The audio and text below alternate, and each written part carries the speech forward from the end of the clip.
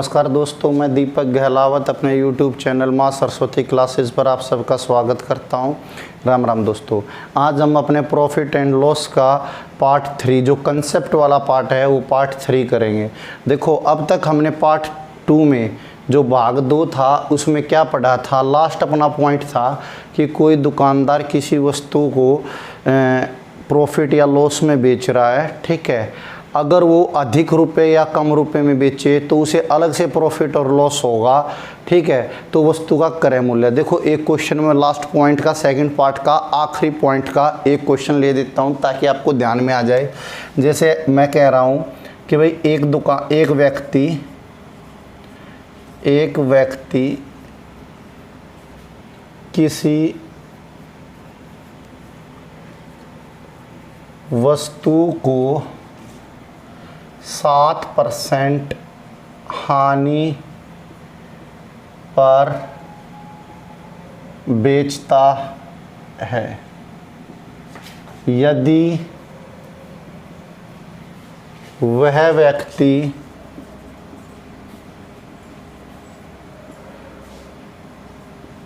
उस वस्तु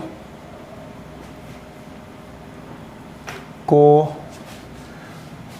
64 रुपये अधिक में बेचता तो उसे 9% लाभ होता। वस्तु का क्रय मूल्य ज्ञात करें। देखो, इस प्रकार के क्वेश्चन मैंने आपको बताई थी, मैंने आपको बिना कॉपी पेन बताई थी कैसे करना है। मैं दोनों प्रकार से आपको फिर बता रहा हूँ। देखो, क्रय मूल्य कितना है, सीपी है जो 100% ये चीज़ पर हम 7% हानि में बेच रहे हैं। 7% की हानि में 100 से 7% घटाएंगे तो कितनी वैल्यू आई, 93%। और फिर कह रहा है कि भाई 64 रुपये अधिक में बेचता, यानी ये जो 93% वैल्यू है इस वैल्यू से 64 रुपये अधिक में बेचते तो क्या होता, 9% लाभ होता। यानी कि 100 में 9% यानी 109%। अब ये जो गैप है ये गैप कितने का है, 109 में से जब हम 93 घटाएंगे तो ये गैप है 16 का। ये गैप कितने का है, 16 का, ठीक है। 16% बराबर क्वेश्चन में गैप कितने का है, 64। तो 1% 16 एकम 16, 16 चौके 64। 1% की वैल्यू हमारे पास क्या आएगी, 1% की वैल्यू 4। तो इसे 100 बनाओ, 2 जीरो चिपका दो। इसे 100 बनाने के लिए 2 जीरो चिपका दो। तो 100% की वैल्यू क्या है, 400। वस्तु का क्रय मूल्य कितना है, 400। उम्मीद करता हूँ ये आपको बात समझ में आई होगी। इसके साथ मैंने आपको एक बात और बताई थी कि कोई भी कॉपी पेन का प्रयोग नहीं करना पड़ेगा इस प्रकार के क्वेश्चनों में। वो क्वेश्चन क्या कहता है, देखो, क्या तो हमें प्रॉफिट होगा या लॉस होगा, या लॉस होगा या प्रॉफिट होगा, या प्रॉफिट होगा या लॉस होगा। और मैंने एक बात बता रखी है, जब भी अलग अलग हों, भाई लॉस प्रॉफिट है तो जोड़ दो, प्रॉफिट और लॉस है तो जोड़ दो। अगर लॉस है तो माइनस होगा और प्रॉफिट है तो माइनस होगा। ये बात ध्यान रखना। तो क्वेश्चन में क्या कह रहे हैं, देखो, एक व्यक्ति किसी वस्तु को 7% हानि पर बेच रहा है। मैंने इतनी सी बात लिखी, -7%। यदि वह उसे 64 रुपये अधिक में बेचता तो उसे 9% लाभ होता। तो प्लस का 9%, तो अलग अलग हैं तो जोड़ेंगे तो ये क्या बना, 16%। बराबर क्या है, 64। 16% की वैल्यू बराबर किसके आ गई, 64 के। 16 से काटे 16 एकम 1% की वैल्यू क्या आएगी, 4। तो 2 जीरो चिपका दो, 2 जीरो चिपका दो। 100% की वैल्यू क्या है, 400। इस प्रकार के क्वेश्चन हमने जो है पार्ट 2 में करे थे, ठीक है। और वो आप पार्ट 2 एक बार देख लेना, एक भी क्वेश्चन आपका नहीं रहेगा। अब जो है इससे आगे वाले पॉइंट की बात करते हैं। अब तक क्या था, अब तक एक्स्ट्रा में सामान बेच रहा था, एक्स्ट्रा पैसे में। अब इस प्रकार के क्वेश्चन आ जाएंगे कि कोई दुकानदार है किसी वस्तु को प्रॉफिट में बेच रहा है, ठीक है। अगर वह उस वस्तु को उससे कम कम या अधिक परसेंट में खरीदता और उससे कम या अधिक में बेचता तो उसे कितने परसेंट लाभ होता या उस वस्तु का क्रय मूल्य क्या है। ठीक है, उम्मीद करूँगा आपको समझ में आएंगे। ठीक है, एक बार मैं इसे रफ कर रहा हूँ, अगले टाइप का क्वेश्चन बताता हूँ फिर मैं आपको।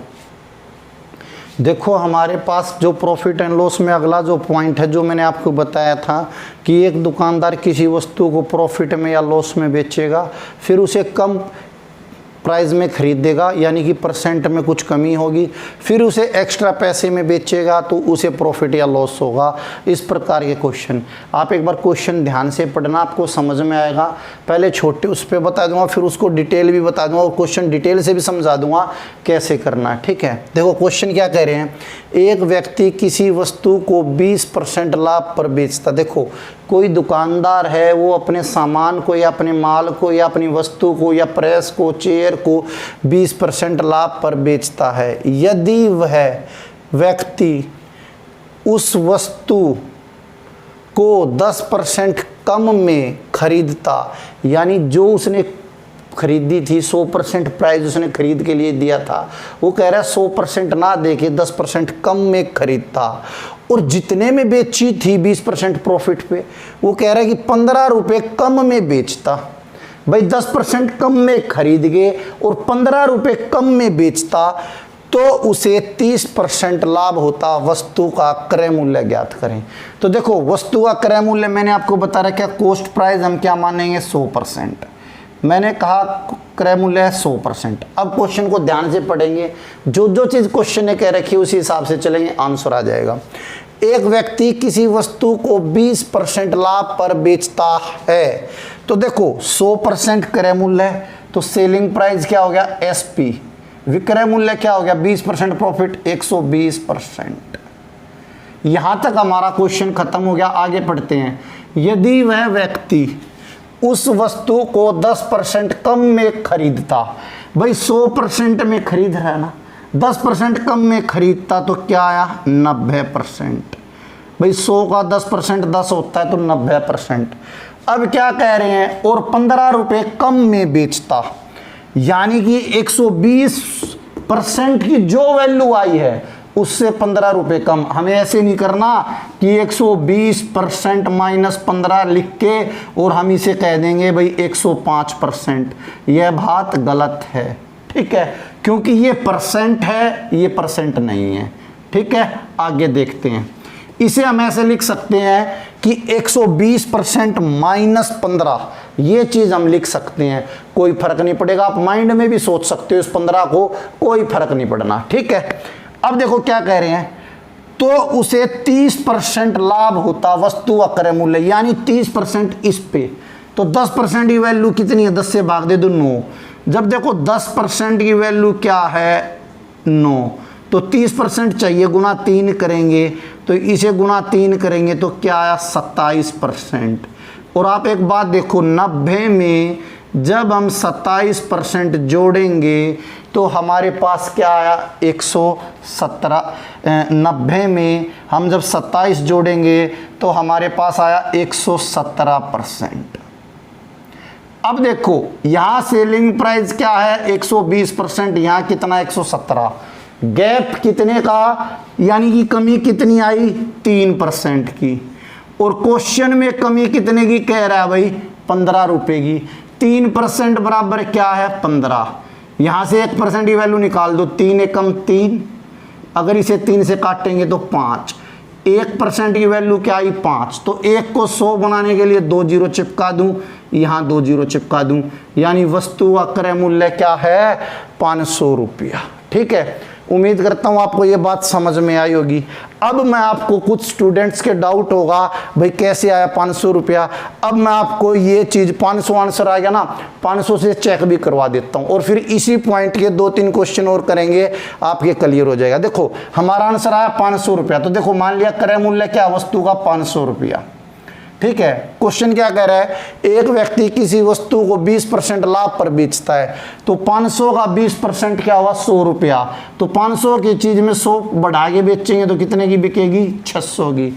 फिर कह रहे हैं यदि यह व्यक्ति उस वस्तु को 10% कम में खरीदता, यानी 500 रुपये क्रय मूल्य 10% कम में खरीदता तो 50 घटा देता, 10% की वैल्यू 50, तो 50 घटा के कितने में आया, 450 रुपये में खरीदता। और वो कह रहा है कि 15 रुपये कम में बेचते तो 600 में बेच रहे हैं, तो 15 कम में कितना आता अपने पास, 585। अब देखो ये यहां से यहां का प्रॉफिट अगर 30% आ जाएगा ना तो हमारा क्रय मूल्य 500 ठीक है। तो ये गैप कितने का है, 135 का लाभ हुआ, बटे में 450 गुणा में 100, 0 से 0 45, 1 45, 3 गुणा 10 हो गया हमारे पास 30%। तो ये आपको चेक करके भी बता दिया। बाकी हमें क्वेश्चन ऐसे नहीं करना, क्वेश्चन हम ऐसे करेंगे, ठीक है। उम्मीद करता हूँ आपको ये बात समझ में आ गई होगी क्वेश्चन की। आगे और क्वेश्चन देखते हैं, ठीक है।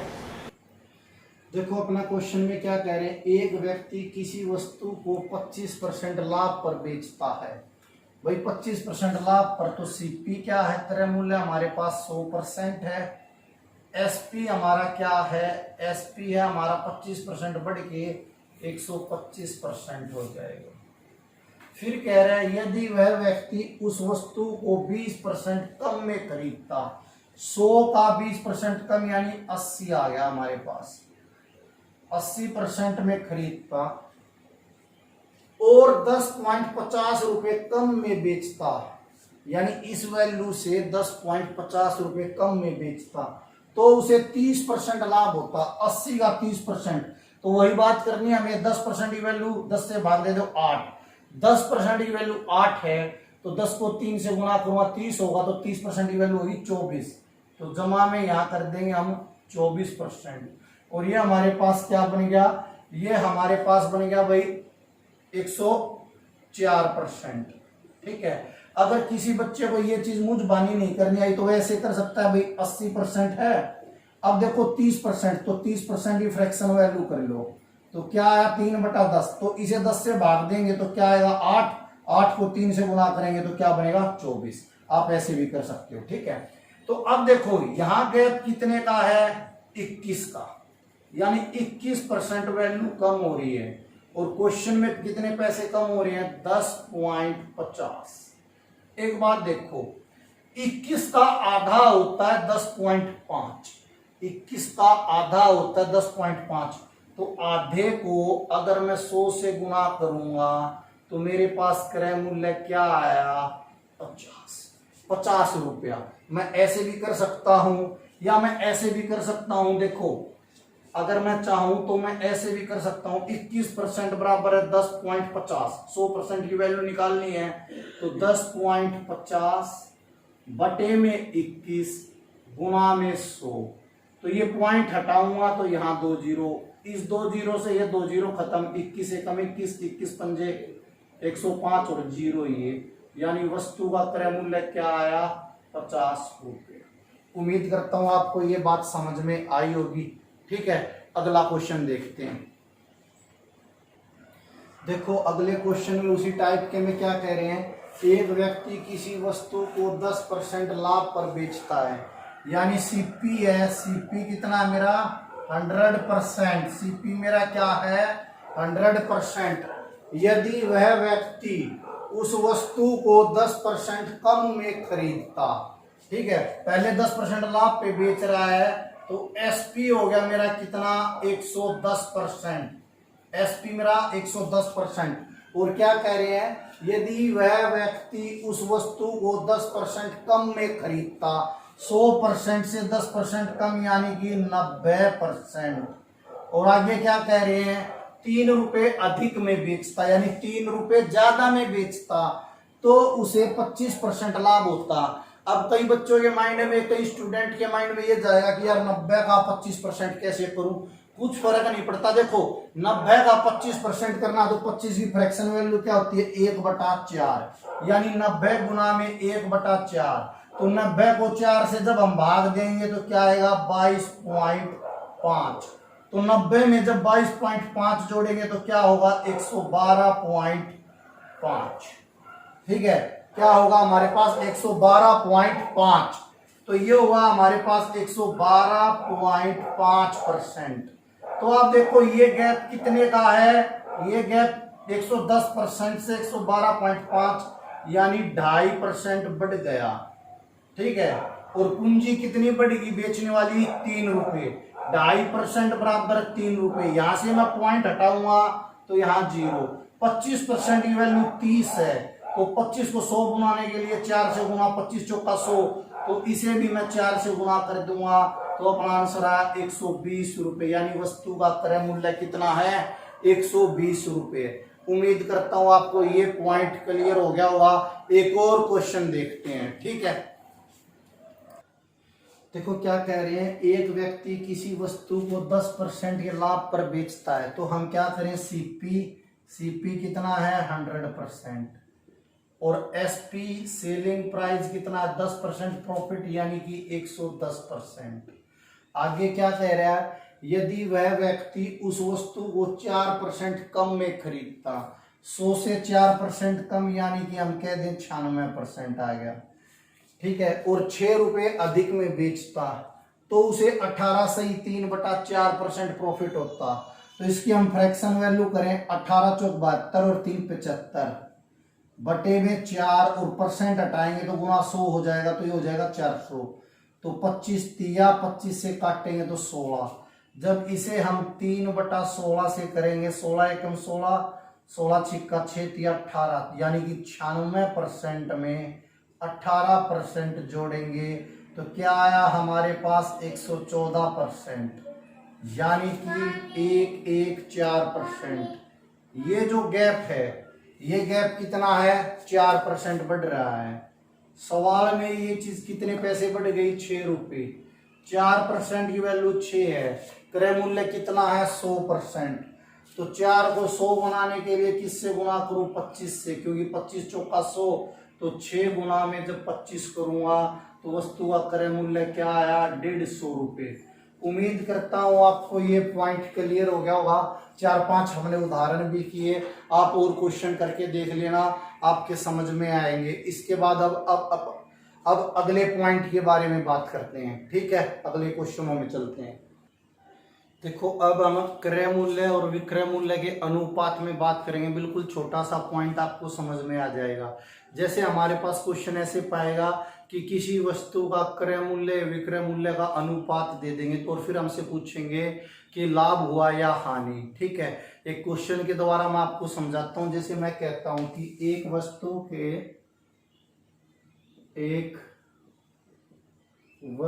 के क्रय मूल्य एवं विक्रय मूल्य का अनुपात,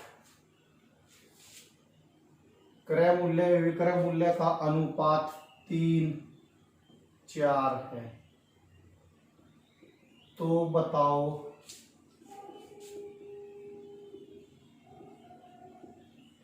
लाभ या हानि प्रतिशत क्या है? तो आप एक बात देखो, इस प्रकार के क्वेश्चनों में हमें कुछ नहीं करना, जो क्वेश्चन कह रहा है उसी के अकॉर्डिंग चलना है। क्या कह रहे हैं? एक वस्तु के क्रय मूल्य विक्रय मूल्य का अनुपात 3:4 है। पहले क्या है? क्रय मूल्य। पहले क्या है? क्रय मूल्य। तो हम कह सकते हैं ये क्रय मूल्य का अनुपात है, ये विक्रय मूल्य का।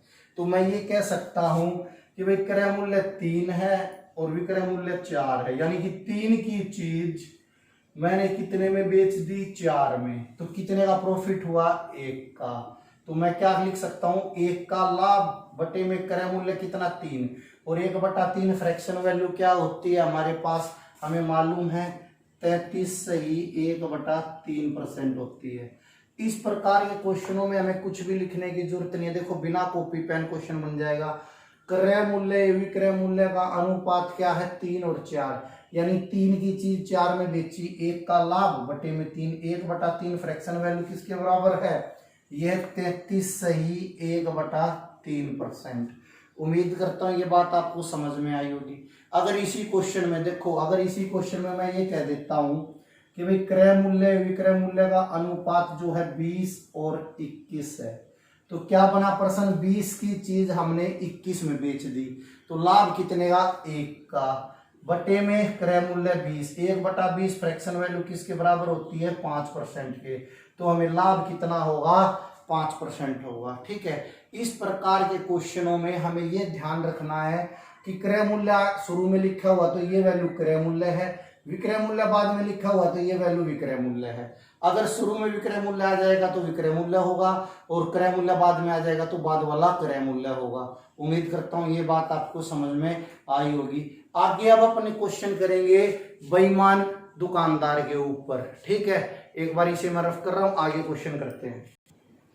जो अपने आगे जो बेईमान दुकानदार वाले क्वेश्चन करेंगे, बेईमान व्यक्ति वाले क्वेश्चन करेंगे, वो हम अगले पार्ट में अगली वीडियो में करेंगे।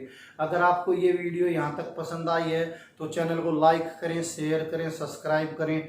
ठीक है, और कोई कमी हो तो कमेंट्स करके बताएं। ठीक है, धन्यवाद दोस्तों।